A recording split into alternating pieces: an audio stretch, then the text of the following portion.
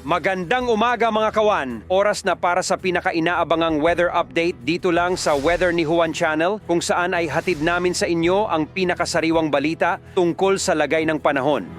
Tara na't alamin natin ang weather update today. Magandang umaga po mula sa Pag-asa Weather Forecasting Center. Narito nang lagay ng ating panahon ngayong araw nga ng Huwebes, December 28, 2023. Sa ating latest satellite images, makikita ho natin halos walang masyadong kaulapan dito sa malaking bahagi nating bansa. Sa pag-iral pa rin ng northeast monsoon o hanging amihan, inaasahan pa rin natin ang malaking tsansa ng mga pag-ulan, lalong-lalo na ho sa may silangang bahagi ng northern and central Luzon. Kaya asahan ng mga kababayan natin sa Cagayan Valley Region, Aurora at Quezon ang malaking tsansa ng mga pag-ulan sa araw na ito. Sa lalabing bahagi naman ng Visayas, Mindanao at Southern Luzon, patuloy pa rin yung pag-iral ng easterlies o ito yung hangin nagmumula sa karagatang Pasipiko. Malaking bahagi ho ng ating bansa makakaranas ngayon ng generally fair weather pero posible pa rin yung mga isolated rain showers and thunderstorms, lalong-lalo na dito sa may silangang bahagi ng bansa, itong Eastern Visayas, Caraga at Davao Region. Base naman sa ating mga pinakahuling datos, so sa ngayon, wala tayong namamataan anumang low pressure area o bagyo sa loob o labas man ng Philippine Area of Responsibility. Posible nga po hanggang sa mga pagtatapos ng taong ito, mukhang malit na yung chance magkaroon tayo ng bagyo. Pero asahan pa rin nga natin yung mga usual natin ng mga isolated rain showers and thunderstorms, lalong-lalo na sa may bahagi ng Visayas at ng Mindanao. Pumunta ho tayo dito sa Luzon, makikita natin malaki yung tsansa ng mga pag-ulan, lalong-lalo na sa Cagayan Valley Region, kasama din itong Aurora at Quezon, dulot yan ng northeast monsoon o hanging amihan.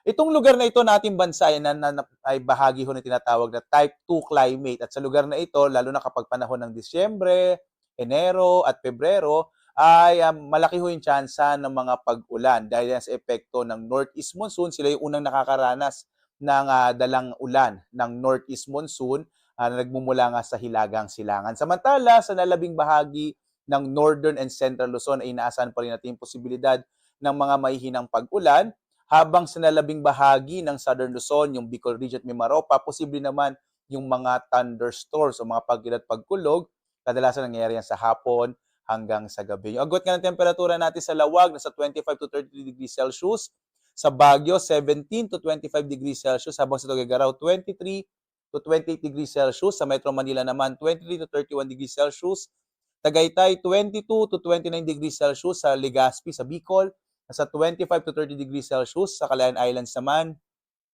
26 to 32 degrees Celsius, habang sa Puerto Princesa, nasa 26 to 32 degrees Celsius. Dumako tayo sa Visayas at sa Mindanao.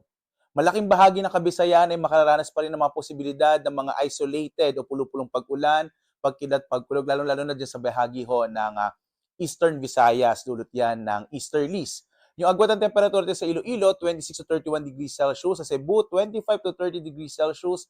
Habang sa Tacloban, 25 to 28 degrees Celsius.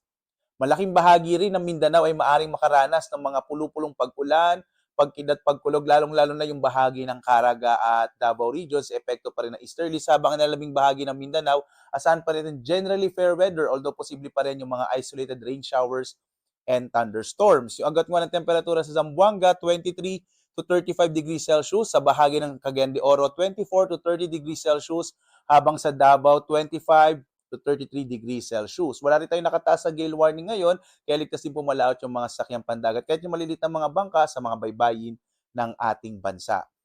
Ang araw natin ay sisikat ganap na alas 6:19 na umaga at lulubog, ganap na alas 5:36